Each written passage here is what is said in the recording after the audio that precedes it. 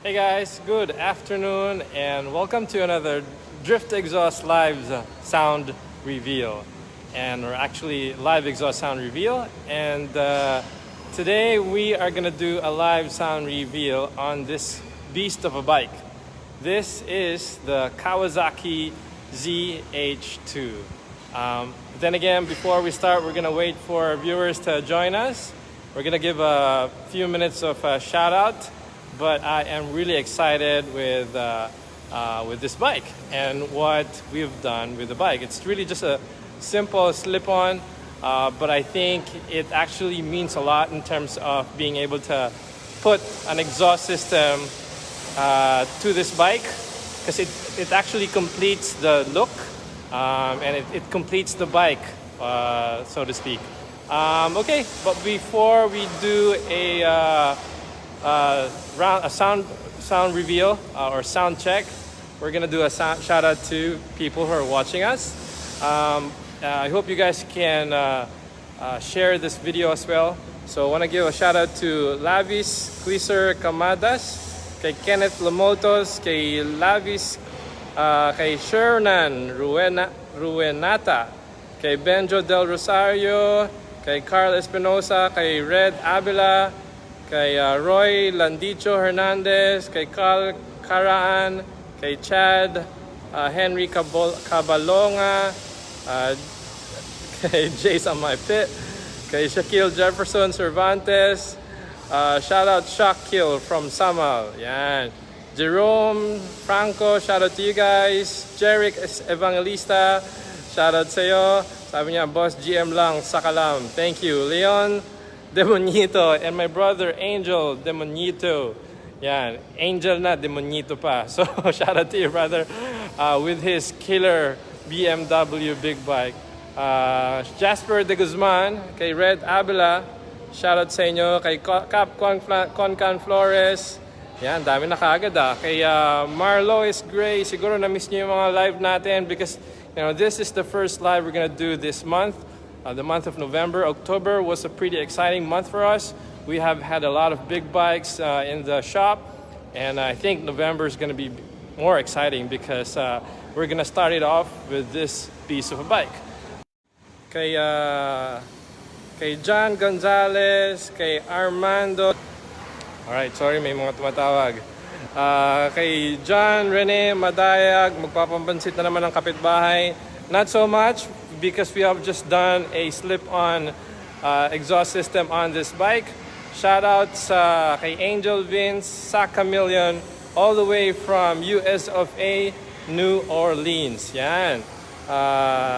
Avail daw siya na exhaust natin pag uwi niya. John Kyle, kay Banjo Del Rosario, kay Mel Mendoza, all the way from Kawit. Yan. Kay Duasio Apjes. Yan, ang dami na nanonood. Alright, I think we can start already, guys. I'm sure you guys are very excited to hear the exhaust system of this bike. Later on, maybe at the end of this video, I'm gonna give a shout out to those who have been missed in terms of giving away shout outs. I want to give a shout out to the owner of this big bike, Briggs. Shout out sa iyo. Tama ba? Briggs nga ba yung pangalan? Nakakalimutan ko tuloy. I also want to give a shout out to Paul of what's that? Tire Shack. Yan. Shout out sa inyo, guys. Alright, without further ado, I know a lot of you are already excited in hearing what this beast of a bike sounds like. But before that, we're gonna do a introduction first of this bike. So this is the Kawasaki Z H2. This is an action-packed, hyper-naked sports bike. This powerful big bike is crafted to give riders a taste of excitement and pleasure on the road. But this is no way for those who are just beginning to ride a bike. Diba? Siyempre. And it's really because of the power plant of this bike. It houses a 998 liquid-cooled 4-stroke double overhead cam, but it's also supercharged. Ayan, klarong-klaro naman. Para, para in your face. Yeah, this my bike is supercharged. So what that translates into is that this bike gives a maximum output of 197 horsepower, which is almost 200 horsepower, and 134 Newton meter of torque, coupled to a 6-speed manual transmission. So, you know, we already know that this looks scary, but you know, it matches its look with the power that this bike can give us. But with that kind of power, it is definitely a must that, you know, you have a great set of features for enhanced drivability and safety, you know, such as the ABS. Yeah, may Brembo kit na rin siya. May traction control, may slipper clutch, and immobilizer. And then also this bike comes with the Kawasaki launch control with 3 modes. Yeah, so let's do a walk around. And you know, from what I know, this bike would set you back for around 890,000 pesos. Yeah, so this is how this bike looks like. Ganda, diba? Yeah. So it's got that trellis frame. Tapos, you know, intakes coming from here. Yan. Yan ang itsura niya. Right? It's scary. And let's check out the... Ito na yung ano niya. Screen niya. Yan. Alright. So, are you guys ready for me to, you know, start this bike? Of course, who else and can we get this bike started with? None other than my trustful staff, Romel. Yan, marami na pong nakakakilala kay Romel. Siya po yung talagang nagte-test drive ng mga bikes natin and mga sports car. So Mel, I'm gonna give you the honor in just starting it. Start muna na tayo, guys. Before that, I'm gonna quickly explain the exhaust pala. This is just a shorty exhaust. It's a slip-on exhaust system. It's gonna give the sound of the bike, hopefully that deep tone that we always wanted, but at the same time, once you pull the throttle, it's gonna give us that screamer sound. So that's what we're hoping for with this design. So it's just a quick upgrade. So yan ang itsura niya. It's very simple. Kasi yung stock niya, napakalaki ng muffler dito.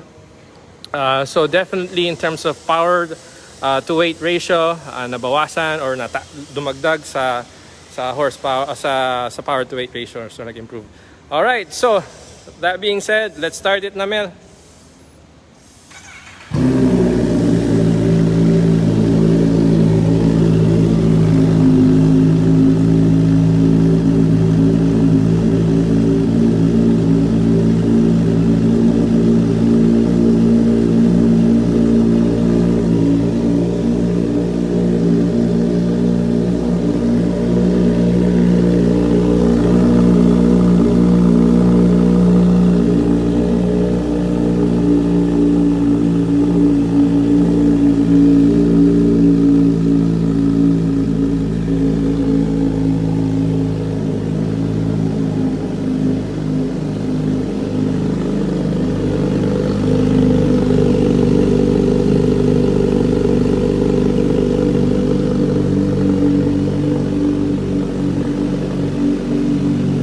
So that's the idle.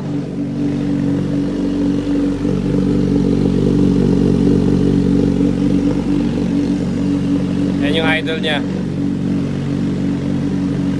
Sakto lang. Deep bass tone or deep bass sound. Yan. Now I think we are ready to rev this bike. Alright, rev na natin, guys.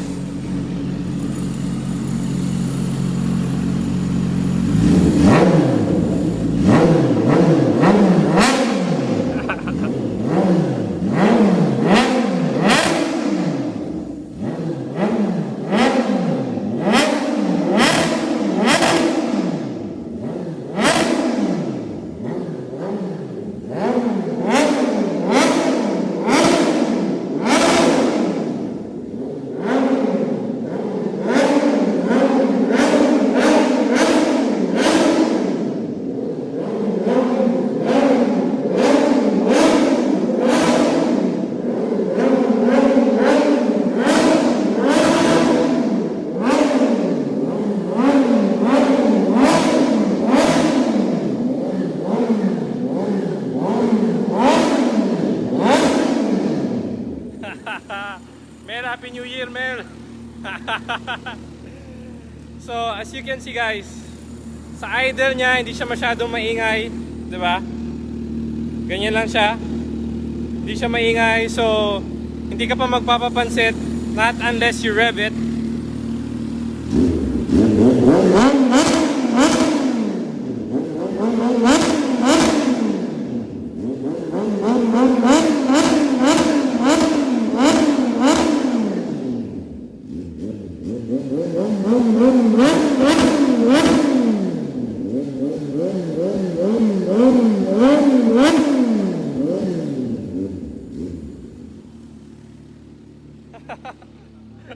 Grabe.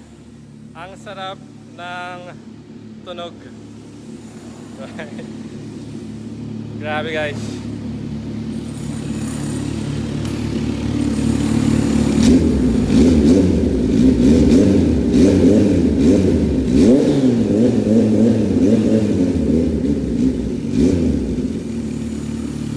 So, yung design niya nagawa naman natin sa idle.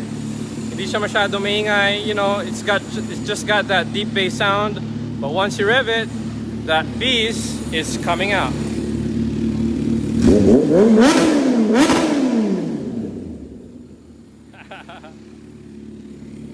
Alright.